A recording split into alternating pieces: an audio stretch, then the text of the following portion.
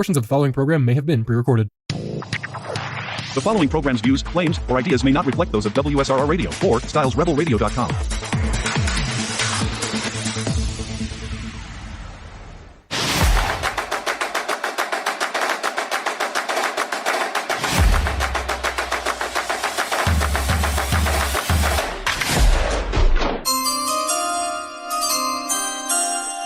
And with the first pick in the 2025 Radio Draft, your selection is WSRR Radio, nationally local, meaning we play your local bands on a national stage. This is your Cleveland Sports Talk Show from Pittsburgh. I'm Lucas Durazio, joined as always by Dom Farrow, and it is the post-draft episode of Behind Enemy Lines right here on WSRR Radio. This machine kills monopolies.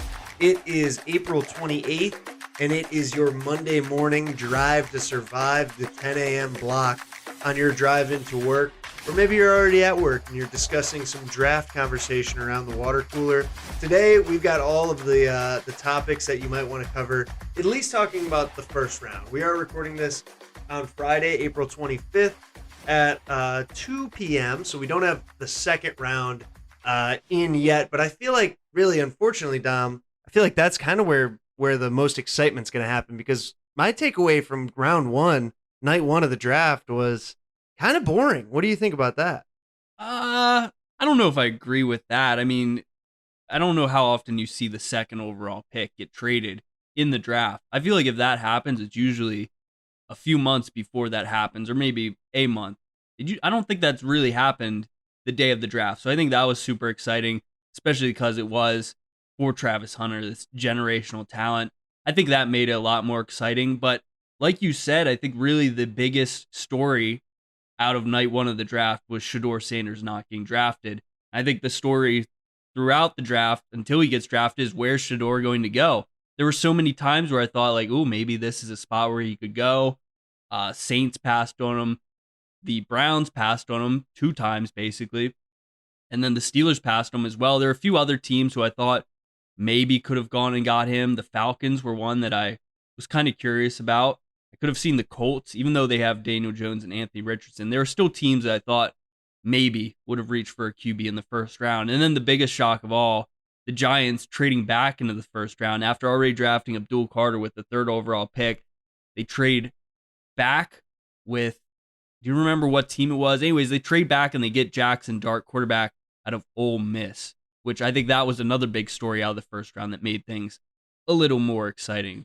Now, I do think that it was exciting that they traded back in and got Jackson Dart. I thought it was interesting.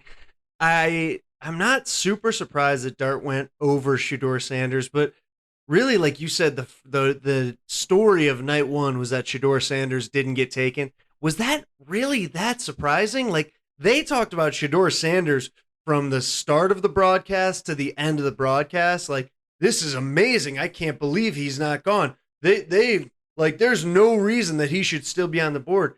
I don't know why this is so surprising. I feel like leading up to this, he was going anywhere from the top 5 to like the very end of the first round. Yeah. And like, if you have that much of a window of being taken, I don't think it's that surprising to fall out of the first round. I'm still not like super sold on him. I am, like I said, I'm a little bit surprised that someone went with Jackson Dart over Shedeur. I don't know if that's the right thing, because again, I'm not really sold on Jackson Dart either. But some of the glazing that was going on from Mel Kiper over Shedeur Sanders was insane, Dom. I think that's the reason why this happened, because I don't think it was like there were a lot of draft parties happening now. Now you can watch the stuff all over the place, but specifically on like ESPN with Mel Kiper, I think he got caught with his hand in the cookie jar, because he was the one who was like, this guy is a top 3 lock. This guy isn't going anywhere outside the top 3. He was saying that all this college football season up until the last like 2 months. I think he tried to hold on to that too long. He made it seem like he was a better player than he is. I think he had to keep up that act a little bit, because you're right. They didn't act like this when Lamar Jackson was dropping through the draft, and he was an even more tremendous talent in college. He was head and shoulders above Heisman Shedeur winner. Sanders. Yeah, he was a Heisman winner. He's one of the best athletes we've ever seen come out of college. Like some of the things he was saying, they were like, "Oh, well, it's because he's a pocket passer." And people don't they're going away from being pocket passers at quarterbacks. I was like, no, that's not at all why people aren't interested in him because like half the teams in the league have pocket passers and half the teams in the league go with that over athletic quarterbacks. Like they're comfortable with having a pocket passer. So I thought that was a lame excuse. Then Mel Kiper's bringing up like all of the great quarterbacks that have been passed on. He was like, Aaron Rodgers was waiting till the end of the first round. Tom Brady didn't get taken until 6th round. Yeah. Joe Montana was a 3rd round pick. Johnny Unitas got cut by the Steelers. Like saying like the all-time greats at quarterback. I was like, dude, relax. How many of those guys' dad was prime? Yeah, exactly. You know what I mean? I think that changes a lot. That's the only reason that he's getting talked about like this. It's the only reason that he got his jersey retired. We talked about it. He was 13-12 at Colorado. He was 1-8 against top 25 opponents. He didn't win a single bowl game. Mm-hmm. He was there for 2 years. Travis Hunter, I think, deserved it a little bit. He's a Heisman winner, but still. Do you think, I think this is actually obvious, that Shedeur Sanders is the first player to ever have his jersey number retired within 3 months of him finishing college football and then not get drafted in the first round? I don't know if he's the first, but I wouldn't be surprised if he was. How many people get their jersey numbers retired that early? Not many. In Division I college football. I mean, like even if you are an amazing player, they usually at least wait like a year. Like Colt McCoy got his number retired at Texas. I remember that because I read his book. But I think that when I was in like 6th, 7th grade, I don't even remember when. But is Manziel's number retired at A&M? I couldn't tell you. Is Burrow's retired at LSU, or Burrow is his retired at LSU? I'm not sure. I feel like college teams don't retire numbers all that much. Yeah, I really feel like that was like a PR stunt from Colorado to do it. I don't understand that. It's Prime trying to make his impact before he gets out the door and takes another job. Probably. How bad do you feel for Shiloh? He didn't get his number retired. Yeah, well, honestly, the more I see from Shiloh, the more I like him. Yeah, I don't know if you saw it, but there was a clip of the draft party where he was like, man, if Shedeur's falling, I don't know where the hell I'm going to get taken. I thought that was pretty funny. Yeah, he seems like he's got his head on his shoulders a little more than Shedeur, and I'd like to see him as a Steeler. He's a hard-hitting safety. He could be like a Ryan Clark type guy. He's like an intangible type guy where like he's not the biggest, he's not the fastest, he's not the strongest, but like he's a football player. Yeah. I like Shiloh Sanders in that way. But anyways, going back to Shedeur, I think that was insane, and I think that another reason that they were talking about him so much is he's kind of the most interesting prospect in this draft, other than Travis Hunter and maybe Cam Ward and Ashton Genty. But like usually going into the first round of a draft, there's like 10 to 15 guys that you're like really excited to see where they go. Mm-hmm. This year, there weren't a ton of first round guys that everyone was excited about. I mean, I think a lot of people were saying, it was kind of a weak draft class. So I think that just to get ratings up, they were like, we got to keep talking about Shedeur. He's the most interesting guy. He's got the most lore around him because of Prime. Yeah, that's a good point. I mean, I was thinking about Shedeur last night. He's got to be the first like NFL quarterback to be the son of someone that great in the NFL. And there's no one really comparable to his situation. What about the Mannings with Archie? He wasn't, I don't know if he's a Hall of Famer though. Yeah. Archie was also on the Saints, who sucked. He was on a really, really bad franchise. I can't think of anyone else. Archie definitely wasn't on the level as Deion Sanders. No. Definitely not. I'm trying to think of any other names. That's the thing. Even with like Arch Manning next year, it's just like there's not as much flash with the Mannings. It's just that the Sanders, from Deion Sanders, you expect something special from this guy. You expect him to be a world-class athlete, and he just isn't. And I think that's what people expect, and I think he could be all right in the NFL, but as far as second round, I don't know if he's a lock for the second round. I might look like a fool here come Monday, but there's only been one quarterback drafted in the second round, I think, since 2020, and that was Will Levis. So quarterbacks really don't get drafted in the second round too much. Yeah, I think it'll be interesting because the Browns do have the 33rd pick, the first pick of the second round. They also have the 36th pick, which is, let me do my math, the fifth pick of that round, whatever. Yeah, it sounds right. And someone said it'll be interesting to see them pass on him twice, but I think that now 3 times, 4 times the way you said it. Yeah. But I don't know. I kind of am fully on board of them just saying this isn't the year for a quarterback, which I really hope that that's what they're saying. Now, again, I think it's hard to say that and then be like, well, he's still here at 36 and whatever. And then they also have another 2 picks in the 3rd round. But I'm still on board and on the ship of just pass on him, take someone in the 3rd round, take Quinn Ewers, take Will Howard, take McCord, like just take someone else that's kind of low risk, take him in the 3rd or 4th round, not going to place your whole franchise on him, and then hopefully they got the 1st round pick next year for the Jaguars. Like they could be a top 5 pick again next year. Have Arch Manning, Lenoris Sellers. Yeah. I don't know about Cade Klubnik, but I mean, people seem to like him. There's definitely a lot more intriguing names going into next year. So loading up on 1st round picks doesn't hurt. And I think building up some of those pieces around this quarterback next year, having them in a better position will be good for the Browns in the long term. Now in this 2nd round with these 2 picks, do you think they go with a running back here? Do you think that's a position of need? I think there's still a lot of good running backs on the board for the rest of the draft. I was thinking about that. I wouldn't be surprised if one of the 2 Ohio State guys gets taken. Yeah. On day 2, but I don't know if it'll be at 33 or 36. We'll see. Yeah. What happens. I do feel like this is kind of a deep running back class, even though we've seen so much that the running back position has, getting fizzled out, especially in drafting it high. But we'll see where that goes. I think that talking about the Browns 1st round, going back to it really quick, they kind of traded out of the 2nd position and went back to 5, which was a really good. I mean, they moved back only 3 spots and got a whole nother 1st round draft pick next year. And they got the Jaguars second round pick this year. So I think that was a really good trade, but I think it was a little bit boring, which you kind of want to see. They ended up taking a D tackle who's really good, but again, just kind of a boring pick. But I almost think I would have loved to see us have Travis Hunter. I think that the Browns really would have been a lot more interesting to watch with Travis Hunter.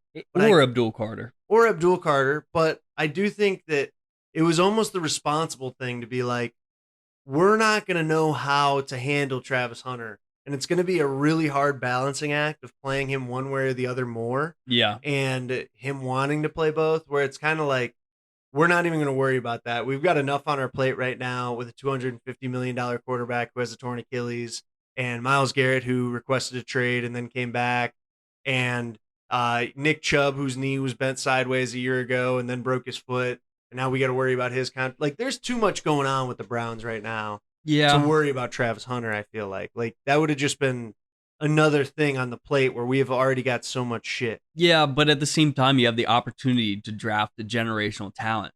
Like, there's no promise that either of these 1st round picks next year are going to be in the top 3, where you can draft a generational talent. That's, when I first saw it, I was like, oh, that's a good trade for the Browns. Now, the more I think about it is like, what was their plan going into this draft? Like, did you want Mason Graham the whole time? Was that your guy the whole time? I don't believe that. I don't believe that you have him above Travis Hunter and Abdul Carter. And I don't like the idea of like gambling on having the opportunity to draft another generational talent next year, because that's never guaranteed. I think this year, either or Travis Hunter or Abdul Carter, you're getting a surefire, probably Pro Bowl NFL player. Mason Graham, I think he's going to be good, but what are we doing? That's the other thing about this pick, that I do think he can be good. I think he's going to be, he'll be solid as a D tackle. But in the NFL, at D tackle, like, I almost feel like there's enough good guys out there where, like, we could have picked up a free agent to do what Mason Graham's going to do and be pretty good, and then also have Abdul Carter or Travis Hunter. Yeah. I also just feel like there's so many needs on this Browns team that, like, is a D tackle really going to make us that much better right now? I'm not sure about that. I'm not sure about spending a top 5 pick on an interior guy. Now, I hope he proves me wrong. I think he could be really good, but I don't know. We'll just see. It was kind of boring, like I said. And I think that the 1st round of the draft was a little bit boring. 17 players were either offensive or defensive linemen. Again, just not a ton of like big names that people liked. Obviously, there are big names as offensive or defensive linemen, but they don't. Let's be honest, the casual football fan, that doesn't really move the needle. No, they're not sexy picks. But I want to go back real quick on that defensive tackle thing. Like, you could pay money to get the same production as you're going to get, probably more production than you're going to get from Mason Graham. I mean, there's some really good free agent defensive tackles right now. So Go ahead, give me a list. I was looking at signed, but at the beginning of the season, you had guys like Milton Williams, Jonathan Allen, Javon Hargrave. Right now available, it might not be the best. Raekwon Davis, Austin Johnson, Linval Joseph. So maybe it's not the flashiest guys, but I don't doubt that they could stop the run just as good as Mason Graham and having Myles Garrett next to him. I mean, I don't think that was an issue for him. But yeah, going back, they're not flashy picks, and no one's ever going to be excited about an offensive lineman or defensive lineman getting drafted. Now, you say that, but your Steelers did take, with 21, an interior defensive lineman out of Oregon. I wanted to ask that, another AFC North new defensive tackle. That's right. What is the vibe around this pick in Pittsburgh? I feel like a lot of the last couple days leading up to the draft, there was all right, we're taking Shedeur at 21. He's going to be there at 21. Yeah. Which, again, so many people were so confident that he would be there at 21, and then all of a sudden on draft night, everyone's freaking out that he was there at 21. Yeah. Did you think when Goodell walked up to the podium at 21 that he was going to say Shedeur Sanders? I was hoping not. I was right before he said it, I was like, please don't say it. Please don't say it. I did not want Shedeur Sanders. If they would have drafted him, I would have been excited, which seems like a big contradiction, but I mean, it's freaking Deion Sanders' kid, for Pete's sake. I mean, that's exciting in its own way. But Derek Harmon was a guy who I wanted really this whole time. Yeah. I've mentioned him I heard you say a few that name a couple times times on this show. He was at the top of my list. I texted my friend at 8 p.m. that night, who's an Oregon fan. I said, I got a duck at the top of my wish list, and we got him. He's a guy who didn't miss any time this past year at Oregon. I think he led all defensive tackles in pressures by 10 plus. He's a different type of guy, and he's healthy. That's the thing that matters to me. He stays healthy. He's always going to be on the field. And my biggest thing this year going into this is that Cam Hayward is not going to last forever. I've said this on this show multiple times that he's really proven time wrong, but he can't keep doing that. And you needed someone to fill in that role. I think Derek Harmon is going to do a great job. I've heard some things about injuries, which concern me, but overall, I think they did draft the position that was most in need and a guy that can help them win right now. Yeah, I mean, I think that team is anchored by their defense, and they've got a good defensive front right now, but people have said it, Hayward's not going to be there forever. Yeah. Like you said, he's really proved Father Time a little bit wrong by being there still and doing the things that he's done throughout his career. But I think that this makes the Steelers, it keeps their anchor, which is their defense and their front seven. Mm-hmm. It keeps them competitive, which they've always had, even in these past couple of years where, since Ben left, really the last couple of years of Ben's tenure, their offense really hasn't showed up as much as you guys would like to, but their defense holds it down and keeps them in games. And this is just going to keep doing that. Yeah. And to answer your original question, you said, how is Steeler Nation feeling about it? Well, I answered how I'm feeling about it. I love it, but it seemed like a lot of Steelers fans were like, why didn't we draft Shedeur? We had the opportunity to draft a franchise quarterback. Seems like they really don't like this pick at all. I feel like I'm in the minority here. But these are the same guys who on Twitter last year when we played the Ravens in the playoffs, they're like, why can't we stop the run? Oh, maybe because these guys are burnt out and we have no depth outside of these four defensive linemen and edge rushers. So what do you want? It's either we stop the run, we go all in on the trenches and try to build up like the Eagles do, or we keep on throwing darts at the board hoping we draft some average to below average NFL quarterback.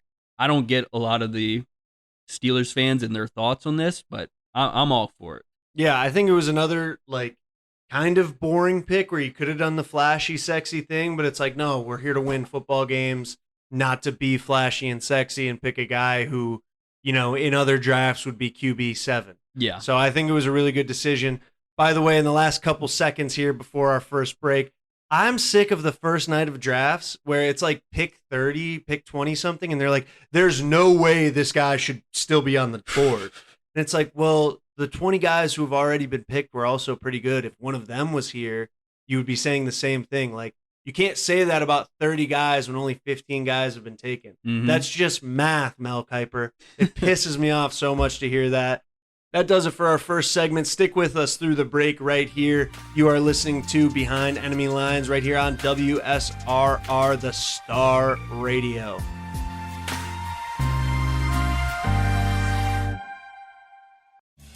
Hi, this is Melissa, And hey, it's Matt. coming at you from Synergy Music Studio. We are a recording and production studio located on the south side near Chicago. Check us out online at synergymusicstudio.com. We offer recording, mixing, and mastering. And follow us on Instagram at Synergy Music Studio. Rock hard.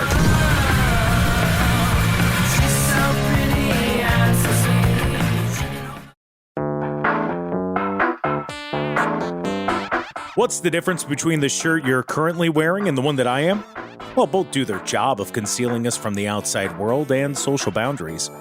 But one little black swoosh makes yours cost nearly double. That red rectangle may not change how warm you are, but it certainly changes the price tag. The truth is, nobody cares about the details. Get to the point with GenericClothes.com. Have a laugh at the big brand clothing company's expense with shirts that simply say sports team, political statement, music band, and more. A shirt for any occasion and the perfect gift. GenericClothes.com. Welcome back to your full first round breakdown of the NFL draft right here on Behind Enemy Lines on WSRR Radio, brought to you by Synergy Music Studio, based out of Chicago. Lucas, I love Synergy Music Studio because they offer a diverse array of musical services specifically crafted to meet their clients' needs, from recording to mixing and production. Discover how they can bring your vision to life at synergymusicstudio.com. Now, Dom, the thing is that I have this album that I want to put out. Yeah. It's jingles about different candy bars. Oh, You're gonna Butterfinger. you're going to love the Butterfinger track when it drops. But the thing is that, like, we're in Pittsburgh and Synergy Music Studios in Chicago. So, like, what if I want them to mix and master my album? What do I do? Lucas, don't you worry. Even if you're not in Chicago, Synergy can get your music, radio/album ready through the reamping service. Recorded audio tracks are sent back through amplifiers and re-recorded stuff, allowing for adjustments to tone and sound characteristics.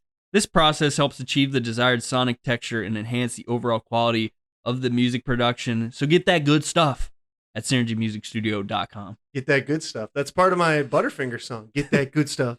That's Crispity, it. crunchity, Butterfinger. So these are going to be ringtones? Yeah. Okay. Oh, sure. Yeah. Yeah. Well, Anything. they're meant for the commercials. Oh. But I'm trying to sell it, to Hershey, to Nestle, to whoever makes the different candy bars. Mr. Beast, Mr. Beast, yeah. I actually didn't think about that. I should make one for him too. Feastable jingle. The Feastables, yeah. So Synergy Music Studio, based out of Chicago. An interesting draft pick came out of Chicago on Thursday night. They picked a tight end, but it wasn't the first tight end off the board that people thought it was going to be. People thought that Tyler Warren out of Penn State, the kind of gadget tight end, they used him in some wildcat formations, gave him the ball on the running game, threw him the ball a lot. Instead of that, they go with Loveland out of Michigan. The Chicago Bears, Colston Loveland, the tight end out of Michigan. A lot of people were pretty shocked by this pick. Tyler Warren ends up going just a couple of picks later at 14 to the Indianapolis Colts, which I think is another interesting pick. 2 first-round tight ends, just 4 picks apart. Pretty interesting in this first round. I guess that's one of the few notable things that happened, in terms of first-round draft picks. Because, again, it was kind of a boring first round, if you ask me. Do you think there's any reason that the Bears go with the man out of Michigan rather than the other Big Ten guy, Tyler Warren? I didn't understand that pick at all. I think I was confused along with them. Most mock drafts had Tyler Warren at least like 5 spots ahead of Loveland. I think Colts got really lucky. I think this might have been the steal of the draft for them. This was a position that they needed badly. It was a position or a pick that was of incredible value for this team. They really shouldn't have fallen into laps at that point. But yeah, Tyler Warren got strong hands. He's going to be just fine with the Colts. I think he's super important for that offense. Is going to be, could be the type of bailout type of player that maybe Anthony Richardson needs in that offense. Yeah, I think it'll be interesting. I think the way that Penn State used Tyler Warren was almost kind of like, oh my gosh, I'm blanking on his name. What's his name? Who? Guy from the Saints, tight end, number 7, tight end / quarterback / running back. Taysom Hill. Taysom Hill. I knew he had a name that you could make one of the D's nuts jokes out of. Taste some of these nuts, but I couldn't think of it. I was blanking. Come on, he's I a feel legend. like they kind of used. Yeah, I love Taysom Hill. Don't get me wrong. He's on my dynasty fantasy team. You he's might a as well Hall of drop Famer him in my now. book. He's a Hall of Famer. You might as well get rid of him off that dynasty team. Have to keep him because the thing is, if you're really thin on quarterbacks, which my team often is, you can play him at quarterback. Or Yeah, but if he ain't he's doing anything starting, anymore. There's been games where he plays a lot of quarterback, but you can play him in the tight end slot. That is a cheat code for those of you out there. There we Use go. out there. Who are looking for some cheat codes on your fantasy team. We'll be giving them some dynasty tips and tricks in the coming episodes for sure. Yeah, and I think that, talking about dynasty leagues too, there's a lot of guys that were taken in the first round and that will be continue to be taken that are going to make some big differences on some fantasy teams. So we'll get to talking about that, and I think maybe now is a good time to segue into my next position group that I wanted to talk about was the receivers in this first round, of the draft. Because I do think that we see so many year one receivers come in and make huge differences. 3 of them taken in the first round. And in my opinion, a surprise at who was the first taken off the board. Well, really 4, talking about Travis Hunter. Sorry. Pure wide receivers, guys who only play wide receiver. 3 of them taken off the board. And to my surprise, number 8, Tet McMillan, taken first by the Panthers. Dom, you said that you liked this pick over Emeka Egbuka, who ended up taken at number 19 by the Buccaneers. Why do you really think McMillan can do it over Egbuka? I've been a Tet guy since day one. I've been a Tet guy on this show. I remember saying months ago, being like, Tet McMillan, he might be the best receiver in college football. And you're like, no way, not that guy. I really think he is. And the reason that I would take him over Egbuka is just because he's a big body receiver. He's much more physical than Egbuka is. He's a volleyball player. Don't give him physical. Tet is a jump ball player though. Yeah. He's like the type of guy you can just start up to. I don't get the same way with Egbuka. And I think Bryce Young needs this type of receiver way more than he needs Egbuka. I think I disagree because I think that Egbuka maybe is a little bit less of just like a jump ball athlete in that way, but I think that he's a much more polished receiver coming out of Ohio State. Like we've seen so many first rounders come out of Ohio State who come in and are dogs. Jackson Smith and Jigba. Oh my gosh, Harrison. What's his first name? I'm really terrible with names. Talking about Marvin Harrison Jr. There we go. Chris Olave, Garrett Wilson. Yeah, I was thinking about that though, and these guys are good. They're good in the NFL, but are they the best receivers in the NFL? I mean, they're up there. I think all of them come out and they're very polished. I mean, also you look at all those guys, but none of them are. It's not like any of them are in great quarterback situations. Yeah, I agree with that. None of them are. Was with the Seahawks, and he had Geno Smith, who they shipped out. Yeah. Garrett Wilson was playing with Aaron Rodgers, who hasn't really panned out the way that they thought. And, his first year he was playing with Zach Wilson. Yeah. First 2 years, really. I don't know. None of them really seem like true alphas to me. I think Marvin Harrison maybe could be. JSN, I think he could be a really, really good receiver. But Tet McMillan, 6'4", 219 pounds, a 77-inch wingspan. This guy... There aren't many receivers that are built like this out there. Emeka Egbuka, in comparison, is 6'1", 205.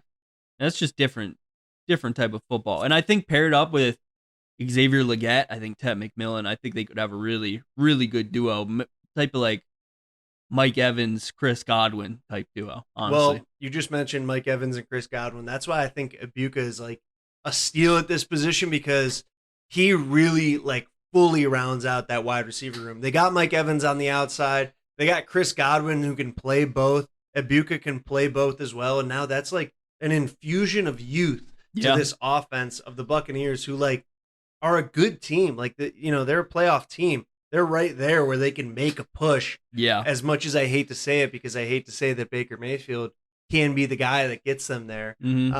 But they're in a position where they can win now, and he's going to be a huge addition to that team to help them win now. Yeah. Now, this one kind of confused me because I thought they had a good third wide receiver, a budding third wide receiver in another McMillan, Jalen McMillan, who got drafted last year out of Washington. And he had some really good games towards the back end of the season when Chris Godwin was hurt. I thought he showed enough.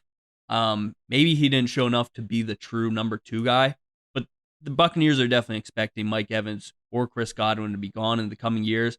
So I think Jalen McMillan, Emeka Egbuka, I think that is the true future of this Buccaneers wide receiver core.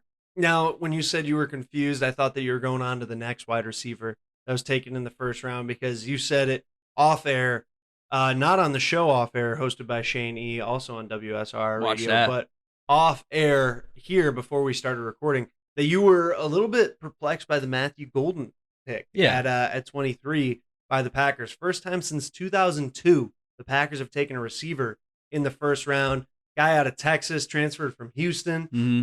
What do you like or not like about this pick? I like Matthew Golden. He's a really fast wide receiver. He reminds me a lot of Christian Watson or Jaden Reed or Romeo Dobbs, or I feel like they got another good wide receiver in there too. What's his name? They have that's why this pick confuses me a little bit too, because they have like 4 good receivers. Yeah. They're deep in their receiver room, and now they add another one. But like you said, first wide receiver they drafted in the first round since 2002, so it means they really believe in this guy. I think immediately he could be either wide receiver 1 or wide receiver 2, because Christian Watson, Romeo Dobbs, they have flashes where they look like they're good receivers, but over the course of the season, there's a lot of inconsistency, a lot of drops.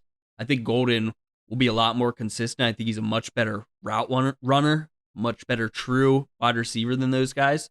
So I don't hate it, but yeah, it was a little confusing. But my biggest takeaway watching him come out in Green Bay, I got chills. I got chills because that crowd was so big. They were welcoming that guy, and it made me think of next year when this draft is going to be in Pittsburgh and the Steelers draft their franchise quarterback. It's going to be a scene, just like it was last night when Matthew Golden went out there, and even Packers fans probably were confused and probably weren't too super excited, but they showed out for their guy. It was he got him cool. fired up. Yeah, it was. He It was definitely fun. got him fired up. So there's some receivers still left on the board that are interesting. I think the first one is Luther Burden, the third out of sounds Missouri. right. Where do you think that he's going to end up? Because I think that the Browns very well could take him. So it's interesting. Luther Burden's actually the 3rd best receiver on the board right now, according to ESPN. This might be Mel Kiper's big board, but they have Jaden Higgins out of Iowa State. And then they have Trey Harris out of Ole Miss, and then Luther Burden the 3rd. But I agree with you, Lucas. Luther Burden the 3rd would be the guy that I'd want first out of all these receivers right now. I wouldn't be super surprised if he was the first receiver off the board on Friday. Yeah, no, I think that we talked about tight ends earlier. I think that one of the interesting names in this draft that's still available, I didn't think anyone was going to take him first round because he is a MAC product, but I think Harold Fannin Jr. out of BG is going to be a steal, and I think that he's a guy that I hope the Browns take. Just looking at that really quick at the guys who are available. But yeah, I think that Luther Burden the 3rd could be a guy that Cleveland takes. He could be a guy that slips into the 3rd round, though. I feel like there was some reports on him that people weren't fully sold on him. I'm not sure why, but I think it'll be interesting to move forward and see where he goes. Anything else that we got to cover in this first round that surprised you, Dom? Well, because there were a few players. Maybe the biggest surprise for me in the later part of the round was Omarion Hampton going to the Chargers. I think Hampton's a really good running back, but the Chargers, they just signed Najee Harris. I don't think that's a good sign for him. But really, it's just Najee and Hampton, I think, in that backfield this year. They did draft a running back last year, So I don't know what their plan is, but Hampton, I think, can be a real running back one in the NFL. Yeah, I think he's all right. I'm not fully sold on him. I don't think he's Genty. I honestly don't think he's all that much better than the two Ohio State running backs and Judkins and Travion Henderson. Maybe it is because of my hometown bias, but I think I would like Henderson more than Hampton. I think it's interesting too because, like you said, they just brought in Najee Harris, and I think they have an aging receiver room. Like besides Ladd McConkey, I think they really could have. They brought back Mike Williams. Yeah. I think they could have used another guy for Justin Herbert to throw to, even if it was, one of these tight ends. Arroyo out of Miami seems to be getting a lot of hype, but I think that would have been a good spot for them to take Luther Burden. They could have taken Matthew Golden right above the Packers there, and I don't know. I don't love a first round running back unless he's like a sure thing, which I think that Ashton Genty is. Yeah. And I think that even though taking him at 6 might be a bit much for the Raiders, who don't look like they have a ton going for them right now, but I think that the Chargers, in my opinion, maybe should have took a pass catcher here. Yeah, that would have been interesting. I think at the end of it, they really didn't have guys that they really loved, and at the end of the day, they just went with the guy that they thought was the best available player. Because like looking at their roster, there are definitely spots where they could, bolster up, like on the offensive line, as far as pass rushing goes. But I think they went with the most impactful player that they could. I don't know how much production you'll see from him this year with Najee Harris being there, but I think he's got a good future in the NFL. There were a few other picks in this draft that I liked that I thought could turn out really well for their teams. This one that hurts for us, Lucas, the Bengals drafting Shamar Stewart, the edge rusher out of Texas A&M with the 17th overall pick. That was a really, really big position need for the Bengals this season. They lost a lot of key players on that defensive side this offseason.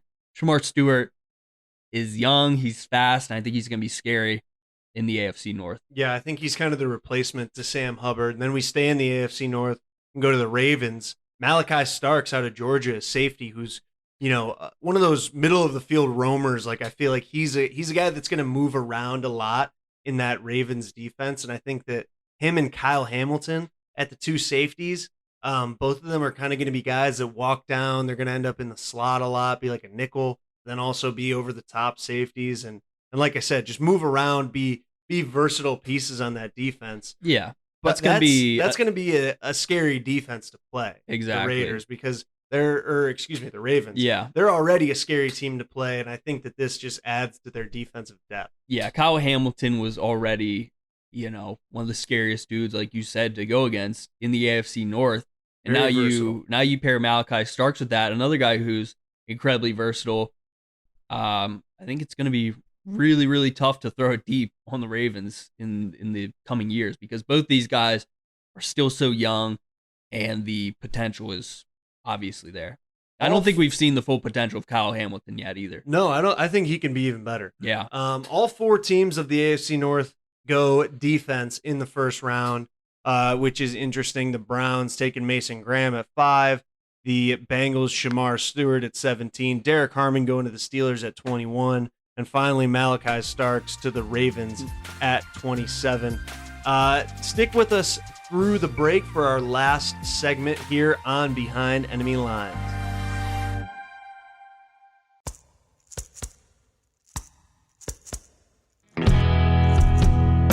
If LimeWire taught us anything, your digital music is free and open to piracy, and even manipulation when it comes to digital distribution. So why settle for a bunch of ones and zeros floating around on the internet? Make your release something special with Hellbender Vinyl. Hellbender is one of America's most trusted custom vinyl record pressing plants and works with local artists to get their next release pressed exactly to their liking. So check out Pittsburgh's first and only custom vinyl pressing plant today by visiting hellbendervinyl.com to get started. And don't forget, all customers at Hellbender Vinyl get 5 free test presses at no additional charge. Hellbent on quality, hellbent on service, hellbendervinyl.com.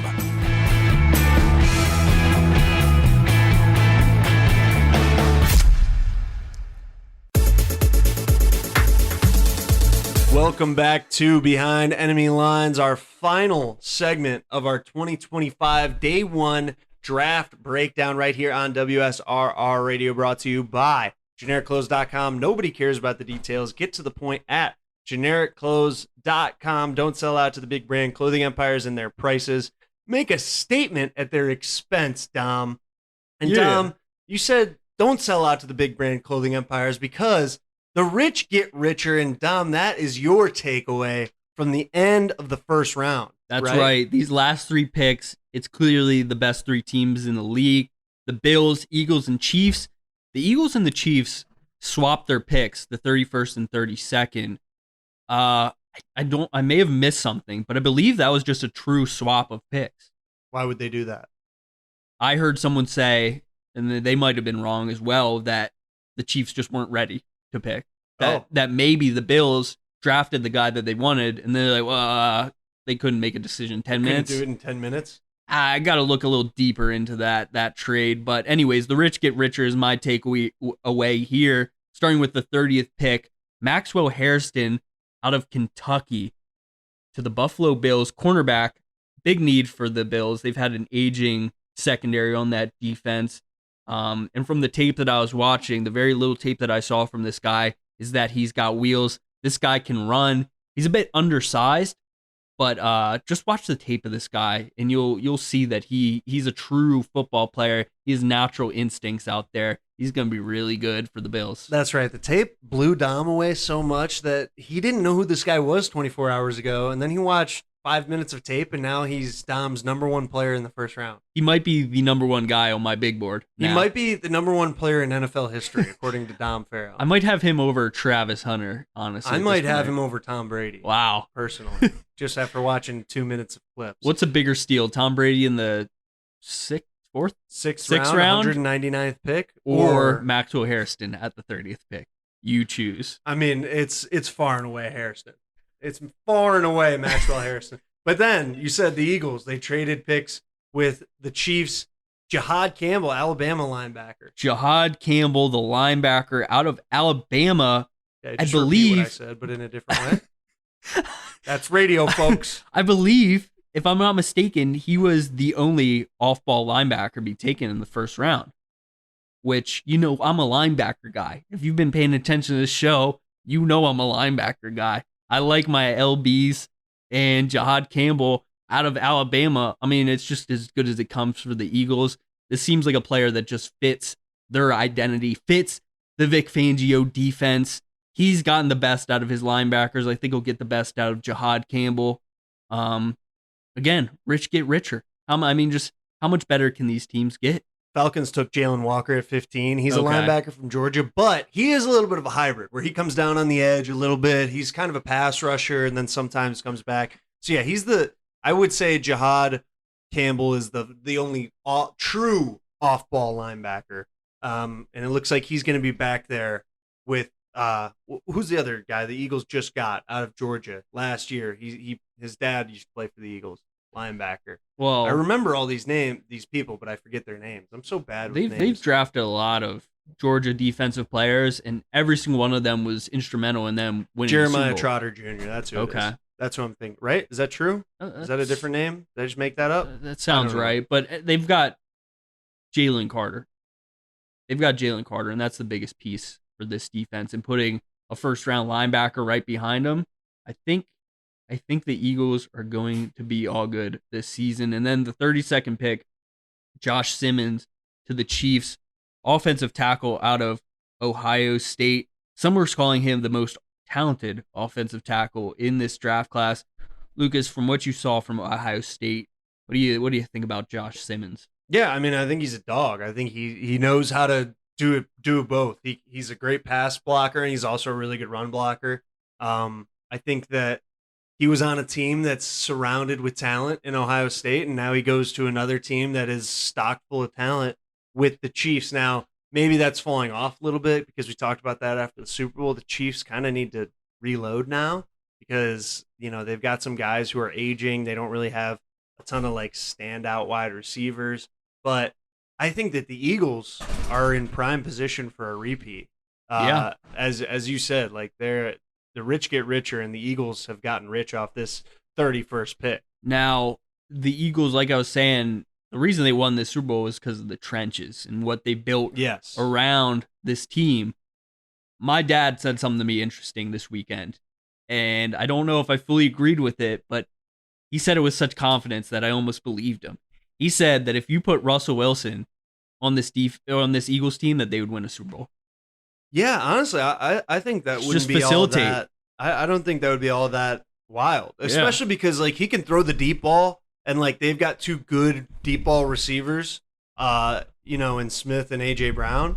I think that, and they have a really good defense. You wouldn't need to play they hero have a ball. Great front seven. They have the best running back in the league. Yeah, I mean, hell, Jameis Winston might be able to win a couple playoff games. Like, I don't think that. Not that I don't think Jalen Hurts is really good, but I don't think he's the thing that wins them the Super Bowl. Now, Lucas, you just mentioned a friend of the program, Jameis Winston. That's right. We talk about him all the time. And in the first segment of the show, we talked about the Giants drafting Jackson Dart. I got so excited about talking about Jameis Winston, I just poured water down my shirt. Oh my god! Solid ounce of water on the shirt now. Oh, Jameis. Oh, I miss you. But what does this mean for Jameis, though? You got Russell Wilson, you got Jameis Winston, but now you draft Jackson Dart. Is Jameis out of the picture? I don't think you can cut him because of the money you gave him. I think that, what was Tommy DeVito's contract like? Because I know he signed something too. I was going to say it means something more for him than anyone else. More than likely, he's probably going to be a practice squad guy this year. Well, he should have always been. We're being real. Oh, Tommy Cutlets, don't say that to him. It was fun while it lasted, but once I saw that agent dressed up like that, I was like, okay. All right, that's enough. They're making a mockery of our culture. They are. There's no real Italian who dresses like that. It's like Tony D'Angelo on NXT. They're making a mockery of us.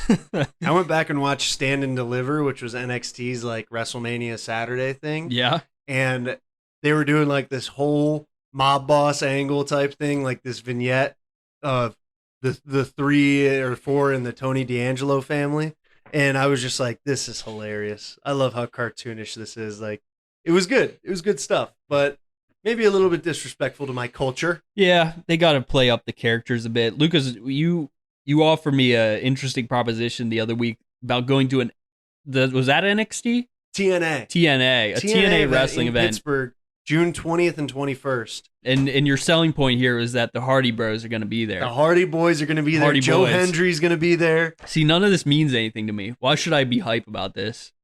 I don't know, because the Hardy Boys are awesome. Yeah. Because they're wrestling legends. How old are they? Probably 40 or 50 now. Okay. I don't know, actually. Maybe 60? Maybe pushing 60? No, definitely not that old.